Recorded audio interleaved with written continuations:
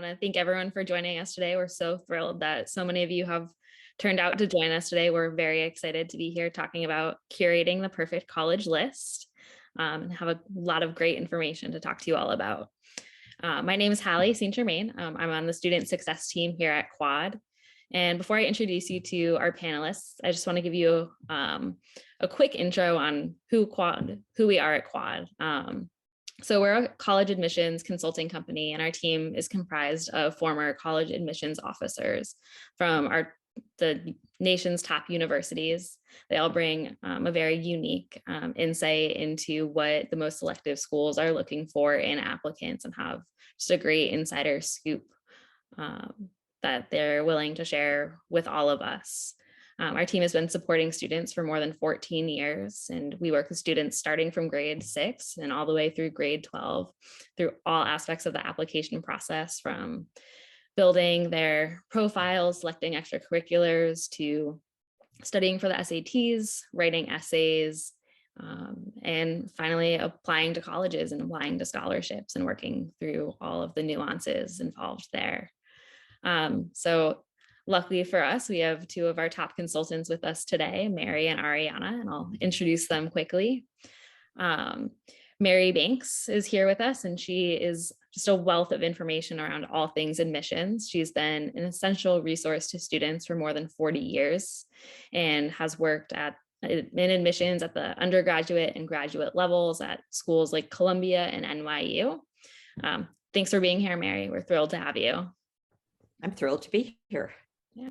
And then up next, we have Ariana Lee. And Ariana comes to us with an equally impressive background. She's a senior consultant here at Quad and has previously worked as a committee member as an admissions committee member at Dartmouth. She's an expert on the application process and has a truly special gift for helping students understand their strengths and guiding them through the application process.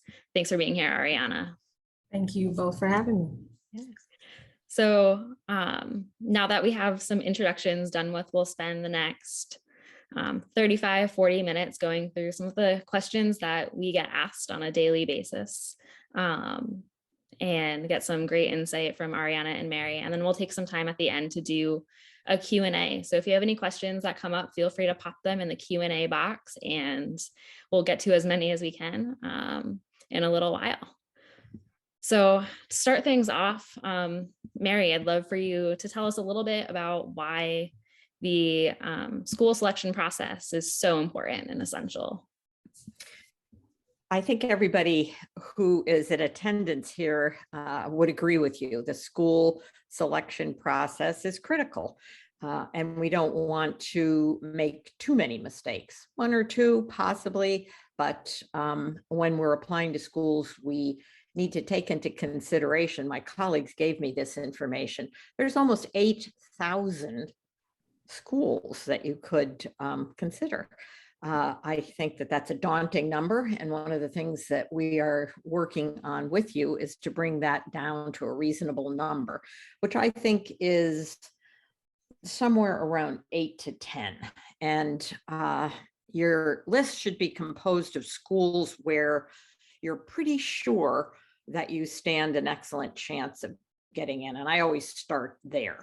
And that's we like to call it a fit school. Some people use the term safety, but I like to say that there is no such thing as a safety school. Your safety school could say no. That doesn't make it safe. It makes it unsafe. So what we focus on is finding a fit school. And we also want you to have a reach. I think sometimes we don't realize exactly how powerful our attributes are. And therefore, we would like you to have a reach school. Don't let your school list be driven by anyone other than yourself. Of course, you'll consult with your parents. I can't forbid the students I work with from consulting with their friends. I'd like to, but I can't. And you should know that the school you go to will be responsible to you for providing you with opportunities for growth as well, personal growth as well as academic growth. I think one of the things that I think you should do is to take a look at where you want to live, where you feel comfortable, and also where your comfort zone ends and you're willing to extend yourself and go somewhere. I live in the big city. I live in New York City. I'm going to go to Ariana, Dartmouth. I'm going to be in the country. Look at the schools that are around your home. Honestly, even if you go to school within a few miles of your house, unless your parents are going to come knocking on your dorm window, you are on your own to begin a life of independent thinking and living. And with your parents' consult, I think you can go to the University of Washington, even though you live right there in Seattle. That doesn't mean you might not want to look at Williams, which is a school in Massachusetts, a small Ivy. I think some of us will be helping you to apply to Harvard or Yale or Columbia or Dartmouth even. I look forward to the Reach schools. I look forward to the Fit schools and anything in between. First and foremost, you should think of the schools after your research reveals the truth to you, where you are likely to get in. If you have a 2.5 GPA, but you play the violin at Carnegie Hall, it opens up a whole array of opportunities for you. You have to think about your personal interests and what you want to do with your education before you complete that school list. That interest level should inform some of your decisions. In fact, all of them.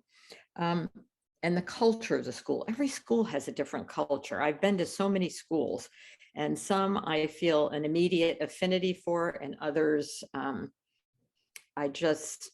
I know I wouldn't be happy there. There's no fit for me. It's in some ways like dating. You either have a chemical reaction or you don't. And sometimes it's impossible to gauge whether it's real or not. You're in a bind.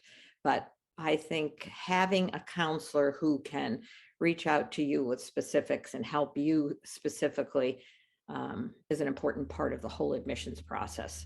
So I give ground to my colleague and we'll move on. All right.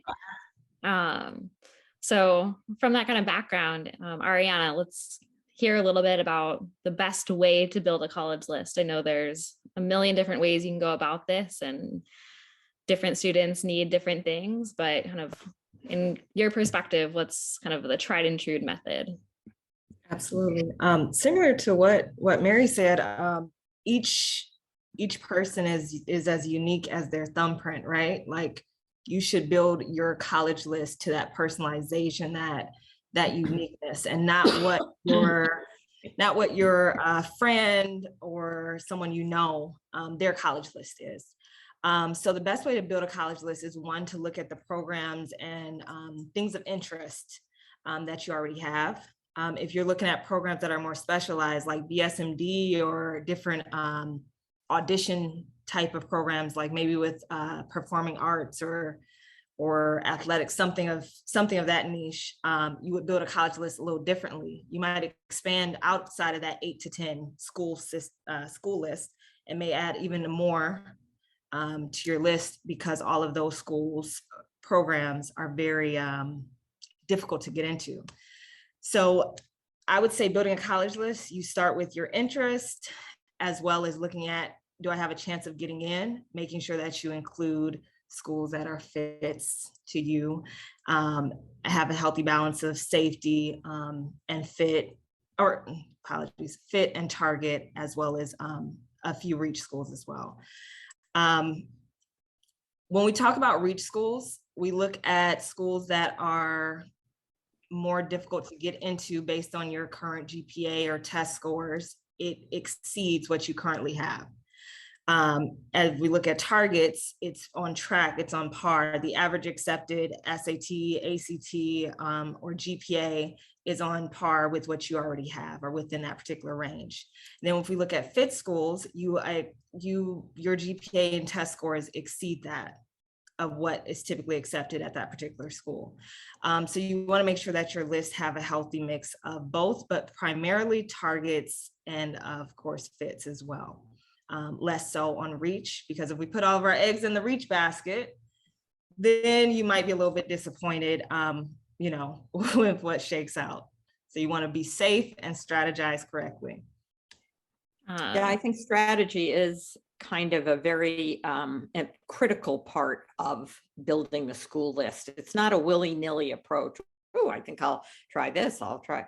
No, it's much more like you are given a specific date and told what you have to wear, and you're going to go shop for that particular event and date. And you have to meet certain things like time is of the essence, the date is important, and also the context. You don't want to wear a pair of jeans to a formal dinner party, or maybe you do, but you will not feel comfortable there. There will be no fit for you. So I agree, Ariana. This is an important place to use your strategic ability. Absolutely. Hopefully it's active. And use your resources too. You might have friends or family members or connections that have gone to this school, as well as Quad Education has, multitude of different advisors that have gone to schools that you might be interested in and might be able to give you a background or insight into that. So just make sure you use your resources and see what is a good fit or school that you can see yourself at for the next 4 to 5+ years of your life. Is there like a sweet spot that students should be hitting in terms of the number of schools that they're applying to that are fit schools, reach schools, and target schools? Yeah, absolutely. And Mary, you might have a difference in opinion on this, but I think that percentage-wise, I would say target maybe like 45 to 50% of your list, fit about 25 to 30%, and reach about the same, about 30% as well. But primarily fill in on the targets. Fantastic. Everybody wants to go to Harvard, or so Harvard thinks. It's no longer the target or the fit for most people. In fact, with, I don't know, 7%, 6%, 2% acceptance rate, it is a reach school, as you can see, for very few people. It's similar to the young man who plays high school football and thinks he's going to star at Alabama. That would be a reach school for almost every football wannabe. And the same is true academically. And one of the things I think that we at Quad do best is to keep it real. We do not encourage you to reach beyond reality. We encourage reach within a certain parameter, and we might engage in a slight altercation over your list, but usually it ends up as a very positive way of building a list. So I agree with you. I think that the percentages can be fluid. If I have a student who is hell-bent on applying to 4 reach schools, we might go at it for a while, but the student will always prevail. And so it goes. I do think we want to make sure that we have a goodly number of schools we'd be happy to attend, no matter what. That's actually a good point, Mary, because some students get discouraged when they see reach on them classified as reach for the schools that they're interested in. And they thought they had an excellent chance of getting in, but we still classify it as a reach. But we have to realize that admissions acceptance rate below 20%, that school is going to be a reach anyway.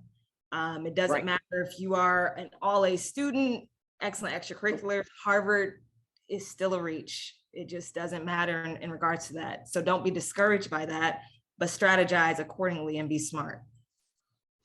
And understand the admissions pledge, the idea that they aren't there. We are not during our careers as admissions people looking to harm anybody, but we were looking to build a class that reflects the school's goals. If you're a school who is devoted to the environment, that's a place for a certain population. I have a specific example. A very good friend's grandson went to school from the DC area to South Carolina, and a very smart young man, very talented graphically, artsy. And he lasted a year and transferred to the University, Arizona State, where he's in a special program. And the fit just didn't work to go from the geography he grew up in to the South. For him, it didn't work. And that's an important part of the decision process, is geography. And the only way you can determine that is by visiting the school, if you possibly can. If we get out of pandemic processes, we will be able to visit wherever we deem important. So I agree, geography is an important thing. Jumping off of geography, Mary, what do you find being like the most important pieces of information that students should be aware of when building their college lists? Like, what is the best place for students to find the information? Well, unless you're in China and you have to have a VPN in order to get on Google, I think Google provides you with insights that are far-reaching. Their student comments are on the different school sites. Of course, there's books that give you insights into the school, and those fabulous rankings tell you where you should be going and where you shouldn't be going. And I pay very little attention to that, except to acknowledge that they are built to inform people about a school's reputation. And because the school is number one doesn't mean that that's the school for you. And so take it with a grain of salt, be aware. I think, again, that your ultimate goal in going to college is both a good thing and a bad thing. It's because you need to get a job, because you need to have a career, because you need to separate from your family and become a person on your own, learn how to think critically, and then be able to return to the comfort of the geography that you are happiest in. And I do, throughout the years, have found that geography is very, very important. And it's one of the things that can really make your decision the wrong one if you're in a geography that you really aren't comfortable with. That, therefore, do not look askance at the University of hometown, wherever that may be. It's economically a feasible thing to consider. Your parents are working hard to support your dreams. And I know we'll get into the idea of the dream school, which doesn't exist, but in our minds, as most dreams don't come true, but some do. So I think the process is one that's very exciting, because it's doing all the things that you've done in school. It's getting on the computer and doing your research and making phone calls and talking to your dad's business associates, your neighbors, the people in front of you at Home Depot or wherever you shop, and being informed on so many levels that there's basically not a stone you leave unturned. And then the school list is complete and you're ready to start the arduous and fun process of essay writing. And that's my favorite. As an old English major who had a very kind of eclectic background, law school, never finished. I'm a dilettante. I like doing a lot of different things. Special ed teacher, reading teacher, English teacher, and finally working on a PhD until I got a job that sent me to work and didn't finish my degree. I'm still in process. So I have so many experiences that inform the way I deal with students that it's a remarkable process, and I think it pays dividends. For sure. Just to add quickly to that, I think that I think another resource to use is, I think you mentioned it too, Mary, is the reviews, like college reviews, or even like college news. There might be things going on at the school that you're really interested in, passionate about certain programs, professors that are there.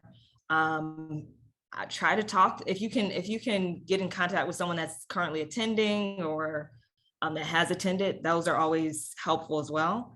But you should also remember that everyone's college experience is unique in their own. So they might be able to give you general information about the school, but their experience might not be the same as yours if you were to attend as well. And I agree. I think reaching out to different people is a double-edged sword. It indicates a very real interest. Every person you talk to is a quasi interview. You always want to have your best foot forward, as they say. And honestly, if you have a passion for a certain thing and a school is focused on that from your research, you should reach out to the faculty. And admissions will understand that you're an authentic applicant. And this is especially important in the early decision process. You really have to convince the school. Let's just take Duke, for instance. They have a 7%, they had a 7% acceptance rate that went down for early decisions. They still last year had legacy decisions that were early. Sports, very important. If you're a basketball player, oh my goodness, you've got an early decision for sure. And then all of the rest of us, the students who are very eager to go to Duke, and you have to have done your research. You have to know what courses are offered freshman year, the resources attached to the freshman cohort, whether you get career help the first year out of the box, whether the environment on campus requires you to stay in a dorm. And all of these things somehow get incorporated into your essays. And that's how you sell yourself to the college. And that's essentially what you're doing. Take a look at me. I'm going to fit in your school. I'm going to add value. I'm going to bring my diverse perspective there. I grew up on a ranch in Wyoming, and I doubt that a high percentage of your students in New York City are ranchers at heart. There's a million ways to illustrate your diversity, and every single one of them is important. You can just look at the three of us and understand what diversity is. Two of us wear glasses and one doesn't. It's well, you might have contacts. I don't know. Ah, you're a cheater. Okay. What's next? All right. So let's switch topics just slightly and talk about early decision and early action. Ariana, can you tell us a little bit about how students should be deciding whether or not to apply early decision or action, and how they should choose which schools to apply? Absolutely. To those yeah, so it's in the name too, because a lot of students get them mixed up. So early decision, you are deciding this is it, this is the school for me right off the bat, you know this. It's a very serious decision. It's binding. If you get accepted, you are expected to attend. Whereas early action, you are taking the action to apply to this school early. So that means that you can apply to multiple schools at once early. However, be mindful that some schools like, I want to say like Harvard, Yale, a lot of the Ivies, they'll say early action. However, you can only apply to that one private school and the rest have to be public universities that you're applying to. So just be mindful in that regard too. You really want to be careful in your strategy for early decision, early action. So make sure you go over that with your admissions counselor as far as, you know, what your plan of action is for the schools that you have on your list. Yeah. And when you're doing your early decision making, you really have to know every single thing that there is to know about that school, so that your essays, your interviews, if you're so lucky, will be proof of your authentic interest in the school, and that the people who are making the admissions decisions know that they can count on your understanding of what the school really is, and that there won't be a mistake on your part or theirs. And it's a real effort on your part, on the student part, to get all of that information together early, and to realize that you can be taken out of the early decision pot and put into the general decision instead of being simply rejected. And that's also another reason folks decide to try early decision. But it has to be, as Ariana said, a commitment that you have to follow through on. And dream schools are just that. So if you have one and you have thought about that, maybe your sister went or a good friend, and that began to build your enthusiasm, that's also something to consider. And then you'll move on, because it's set up, oddly enough, so that just because you're applying early decision doesn't mean you won't have to prepare all of your essays and all of your other materials. And then you'll, of course, inform all the other schools where you have applied that you will, you have already made an early decision. It's interesting. I think you really are not putting all your eggs in one basket, and you're also helping the school. Let's not forget there's two sides to this coin. Yes, you'll know, but the schools also built a whole cohort of early decision and early admits that they didn't have before. Before it was the whole pool, and only a few select schools get 96% of the students who are admitted say yes. That's a very select few, because students are just like everybody else, capable of changing their minds. And so the rankings are based on how many students say yes to you from the numbers of students you admitted. It's a conundrum, hard to understand, and can make you angry sometimes. But I think that the thing that I like to focus on is that admissions is doing a huge job to create a great class from a wide variety of applications. For sure. All right. And shall we move on? You can finish your thought, Mary, and then we'll move on to another question. I wanted to say that a school, for instance, like the University of Colorado, which is similar to a lot of really great universities, you can apply to arts and sciences, you can apply to business, you can apply to a variety of areas or colleges within the university. And in some areas, the admissions rate has to be close to 79 or 80% in order to fill the class, because of those students who are admitted, a small percentage will actually attend. Maybe out of the, let's say the 18,000, 7,000 will say yes, ultimately. In a business school at the University of Colorado, the acceptance rate is far, far smaller, and the acceptance of the admission is far greater. So you have to put those eggs in your basket when you're considering that university that's in your backyard, maybe in the next state. So your guidance counselor, your quad counselor, your parents will all have input on that. Great. Thanks, Mary.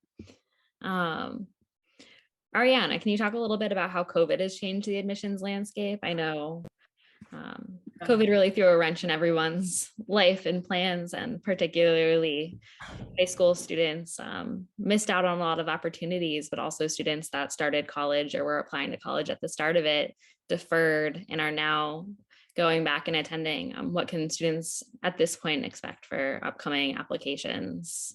Yeah, absolutely. Unfortunately, well, it depends on if you are a fan of distant learning or not. COVID definitely impacted a lot of students for the first however many years of high school and college for that distant learning. It also caused them to miss out on extracurriculars that they normally would have been involved in. Like if you were pre-med, you probably didn't get a chance to shadow at the hospital or certain things like that due to age restrictions or vaccination requirements or certain things like that. It has been shown that the process has been more competitive due to more students applying, more selectivity from schools. Those schools where those students got deferred originally are coming back, therefore it's less availability for admissions. All these particular things are all playing a point into the admissions process. So you really want to carefully craft your application, know how to highlight yourself, know how to present yourself in essays, like what Mary was saying. You want to look at the school's culture, their values, and see like what you're going to bring to the cohort of the class that you're trying to be admitted to. But the positive, there are virtual tours. There's more, uniqueness coming from candidates, right? Like passion projects that they normally wouldn't have thought to do. They now have had the time or the creativity to think of ways to kind of uniquely highlight themselves. So I think COVID's changed the admissions landscape in a weird way, but it depends on how you play up those particular skill sets, I would say. What would you say, Mary? I would say that COVID had a great effect on the college application process, and it's changed the landscape of the way a lot of people are working. A lot of people are realizing that as a learner, they are in need of a classroom. And I think the age group that we're talking about, our audience, really needs the exposure to each other in order to learn as much as they need to learn to become full-fledged adults. And so I'm looking forward this year to an in-person environment that will include deferred students, students who applied right now, and a group of faculty members who are, for the most part, thrilled to be back in front of the class totally. The other thing I wanted to mention too is that a number of schools are reacting to the test, no test requirement. Sure. And all of the California schools, the UCLA's, not the USC's because it's a private school, Stanford also doesn't fall within this rubric, but have decided no scores will be used in their admissions decisions. Mm-hmm. And that's a huge burden on the admissions officers And it also puts students in a scary place because now they have their grades, their activities, their letters of recommendation, and other less obvious things to bring to the table during the admissions process.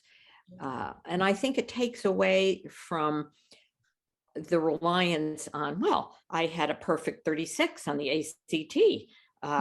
I should be able to get in anywhere.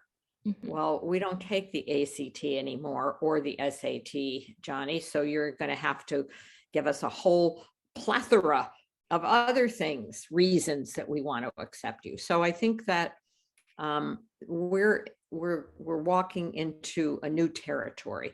And I do think that the College Board is worried that more schools are not going to continue to use that as a differentiator. And I think it opens up the admissions offices to factor in so many other things that they might not have spent that much time with. So I applaud it. I'm looking forward to a year without SATs in a few places. Well, next year when we do this again, you'll have to let us know how it went this year and what we can continue to expect. Yeah, exactly. So we have about 15 minutes left, and I'd love to jump into some Q&A questions from our participants. So let's see. One question we have is, do colleges take into consideration that the high school that one student applies to may be more challenging or less than another student's, and kind of put weight on that? Yeah. Yes. Yes. That is definitely considered. Also, like the type of courses you take at a school.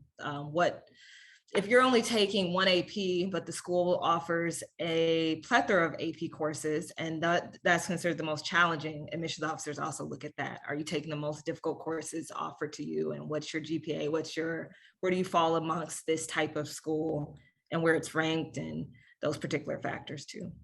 And if you're taking an AP course and you don't get a 4 or a 5, that will not, good try, I guess, would be my response to your taking it and not doing well. I do think that, yeah. So, yeah. I think that if you go to Exeter in New Hampshire, you get a box checked. And if you go to a rural school in Mississippi, you also get a box checked, so that we take into consideration as many things as we can. We don't want all of Exeter at our first year class. How boring would that be? Great. Thanks for that answer. So the U.S. Admissions process is complicated for U.S. students to start with, but for international students, it's incredibly harder. What major factors should international students consider when doing a college search and doing the research on building a list? All right. You want to go? I think that first of all, they have a difficult time if they've never been, for instance, to the United States, deciding geographically where they want to be. A surprising number of my students who have come from Asia, for instance, are very aware of what New York City is like because of the internet. So they are similar to us, the way we look at the news. We look at the bad stuff that's going on as opposed to the good stuff. So it factors in. I do think that they have to have had a good high school experience, perhaps in English. And if not, they have to do well on the language tests. So there are a number of barriers that international students have to conquer before they come. But I will say this, that once an international student applies and is admitted, he or she will graduate. It's the most remarkable thing I've experienced, because I know I could never have gone from high school to China and succeeded in a Chinese university. It would have been impossible. But the Chinese students that I've had, the international students that I've had, make that leap without much trouble. So I encourage and applaud all of our international students. You help to make schools what they should be, global in their perspective. Great. Do either of you have any thoughts on the percentage of public versus private schools you consider putting into your college list? Does that matter? Oh, well, I think it matters if the student is valuing for particular financial aid or cost of the school that they want to attend. And that's the point I want to add to for the international aspect. If they are looking for schools with, was it need blind aid or something like that, that might be a consideration to have as well. So it depends on the student. Each list is very individualized. If that's a factor for them, they really want to go to public universities to get some type of assistance or things of that nature, that might be something to consider. Or if they have particular programs offered at the public universities too. I also think that it's kind of like developing a financial plan.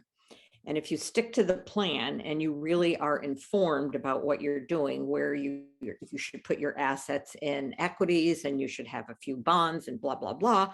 The same is true if you are looking at public universities. Some, like the University of Michigan, is hardly a safety fit school. It's competitive, and you'll be very disappointed if you think you're going to get in just because you're you. It's also probably less expensive if you go there from Michigan and then go to graduate school, where you're going to spend hundreds of thousands. You'll have plenty left over. I think finances have to be a factor, even if your parents have saved diligently and have a pot of money. There's always inducements. I've heard so many students say, well, one in particular, my parents are getting older. My mother is 45 and they need to retire. I laugh. And that's why I came to the University of Colorado, to give my parents a break. It's kind of interesting that a youngster is so thoughtful. So I think it's a whole compendium of things. I do think you should consider the universities that are public, and there's also, they're ranked too. You can figure out which ones are exceedingly hard to get into, Berkeley, and apply accordingly. And if you happen to live in a state that has a great public school, I think it should be on your list. Great. We've gotten a couple more questions since talking about APs, about the AP process. So I just want to make sure we clarify that a little bit. One question we have is, do colleges take into consideration your AP test scores when looking at your application? And then if someone were to take an AP class and not report their score, or not say that they took an AP class, does that look bad on their application? Can they find out that you didn't report it? First of all, a sin of omission is the same as a sin in action. I don't know. I always advise people to stick as close to the truth as they possibly can. And if you didn't do well, there's that optional essay usually where you can say, I was forced to take care of my mother who was ill, or whatever your valid reason is. I did not put in the amount of time. I was very immature at the beginning of my junior year when I took this AP course. There's a story to be told. And one thing that the admissions office is looking for is growth from immature student to scholar. And that occurs quite often. Great. So just stick to the truth. It's always easier to defend. For sure. No, and absolutely.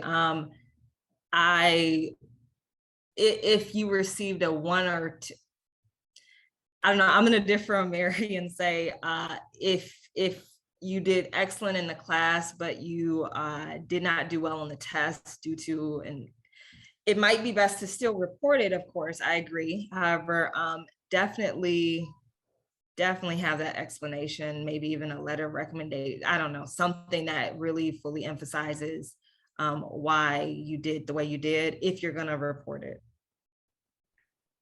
Great. We're also getting a couple questions about extra. I'm actually Googling something that I'm not sure of the answer. So I'll be back in a minute. All right. In the meantime, Ariana, maybe you can talk a little bit about extracurriculars. How much do they matter? How much are they weighted and factored into the admissions process? Actually, I know that some universities, some colleges are not taking AP courses into consideration in the decision-making process. And it's, again, a move away from depending on tests to reveal diamonds in the rough or brilliant people. I'm looking online, but I know I saw last go round that certain colleges were no longer, and I think MIT was one of them, because I had a number of students who applied there, and they are taking the SAT but into consideration. But I think the AP courses, they were not looking at as closely. They have sort of lost their flavor. Mm-hmm. Great. Thanks for that extra information and looking that up. Yeah. And and to the extracurriculars, and I think Mary said this earlier too, but it's think of your application as like a cumulative, it's a pie, so to speak. So each portion is a certain level of importance, and extracurriculars is important because it's defining who you are, what's your personality, what are you interested in. So yes, it's important. There's something that you, I'm sure, are doing or consuming your time with. So make sure it speaks to what you're interested in. And it should be not all over the board. It's better to have 2 extracurricular activities, 2 activities that you have devoted a great deal of time and effort to.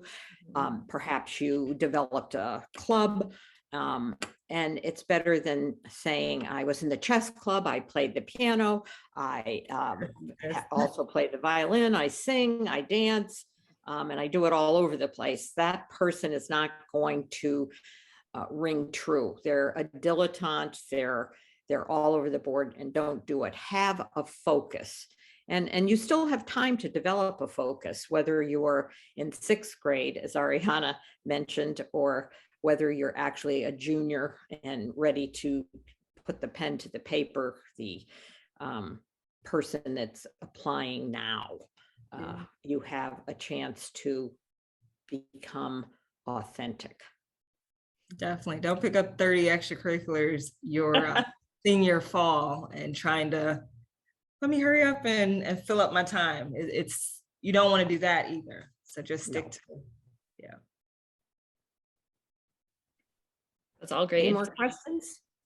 I think we have time for about one more question. And this last one talks a little, we go back to the SATs a little bit. Do either of you recommend submitting SAT scores, particularly for reach schools that may be test optional? Should a student be really focused on getting the highest score that they can if they know they're only applying to school like that are test optional, and how much weight should be put on that?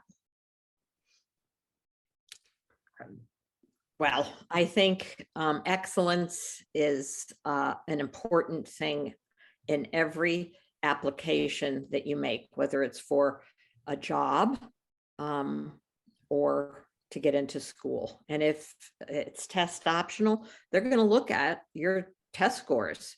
And of course you want to do well. So my advice is do the best you can wherever you're putting your foot in the door. And if you know, look, there's a lot of us that really do exceedingly well, but we're terrible test takers. If you are a terrible test taker, and the schools that you're interested in are either not requiring them or test optional, then don't submit them. It's a strategy. And there's a lot of people who are punished by a low test score. If you're applying to a school where everybody's, perfect or near perfect. And when everybody's near perfect, it's also hard to differentiate yourself. Even if you're perfect, how do you make yourself unique among all of those perfect scores? And that's the important part of your essays and your application. Absolutely. I agree. I agree with that. Well, fantastic. I appreciate Ariana, both, and Mary, both of you being here today and kind of giving us all of this information. It's been a lot of fun to talk to you both and hear what you all think and how students should kind of be focused on building their college lists and applying to colleges. Everyone who attended, thank you so much. We're so glad to have had you here and hope that you learned a little bit.